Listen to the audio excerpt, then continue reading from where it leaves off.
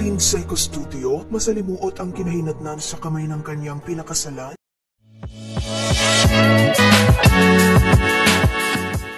Ikinalungkot ng mga tagahanga ng dating sikat na teen star, singer at aktres na si Lindsay Custodio ang hindi makatarungang sinapit nito sa napangasawa niyang Canada-based na si Frederick Calle. Maraming netizens ngayon sa social media ang naloka at nanggigil dahil sa mga revelasyon nito tungkol sa umano'y traumatic experience niya sa araw mismo ng kanilang wedding day. Nakarating ang kwento niya sa pep.ph at kinumpirma niya naman ito. Hindi lubos akalain ni Lindsay na ganoon umano ang mapapangasawa niya, kaya makikitang labis ang pagsisisi nito.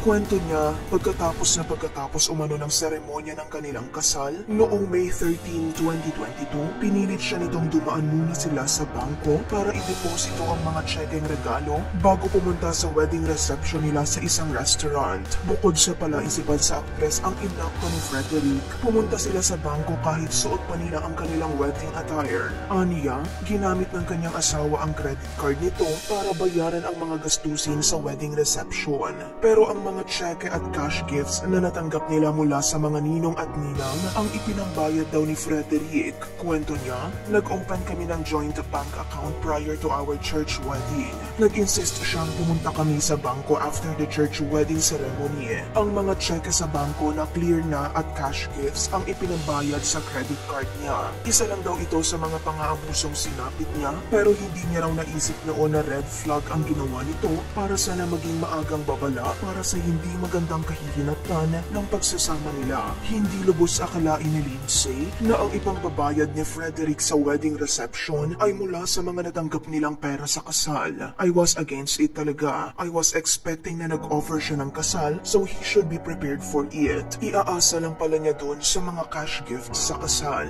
Ikinagulat pa raw nito nang biglang pinabukas ni Frederick ang personal account niya sa bangko nang walang consent mula sa kanya. Nagulat ako pero I was composed kasi nahihiya ako dahil ang daming tao sa bangko. Baka makunan pa kami ng video dahil nakasuot pa nga ako ng wedding gown kaya hindi ko siya kinwestiyon. Hindi niya naman daw magawang magalit sa teller dahil baka naisip na nitong asawa niya naman iyon dahil sa kanilang wedding outfits. Nakiusap raw ito kay Frederick na i-maintain ang kanyang personal account para sa kanyang mga personal na pangangailangan pero hindi raw ito pumayag at ipinawithdraw lahat para ipambayad sa credit card ng mister. Dahil sa takot, hindi na raw nagawang humindi ni Lindsay. Ang lakas ng boses niya. Siyempre nagtitinginan yung mga tao. So I just agreed to what he wanted. Ibinayad sa credit card niya from the fund na idineposit namin sa joint account, pati yung sa personal account ko, ibinayad din. Sa araw ng kanilang kasal, doon niya raw napagtanto kung anong klaseng lalaki ang pinakasalan niya. Ang aktong ito ay na-witness pa umano ng iba nilang guest at principal sponsors. Nagsisisi na ako noon, bakit ganito yung napangasawa ko? Nahihiya ako dahil kasal na kami. Parang biyuda ako, nagpakasal ako uli, tapos maghihiwalay lang kami. I really wanted to save the marriage. Gayunpaman, matatanda ang pinakasalan ni Lindsay si Frederick, 4 na taon matapos pumanaw ang unang asawa nito noong 2018. Kasabay ng healing process nito ay ang paghahain niya ng reklamo laban kay Frederick kamakailan, pero hindi na nito idinetalye pa ang mga karahasang naranasan niya rito.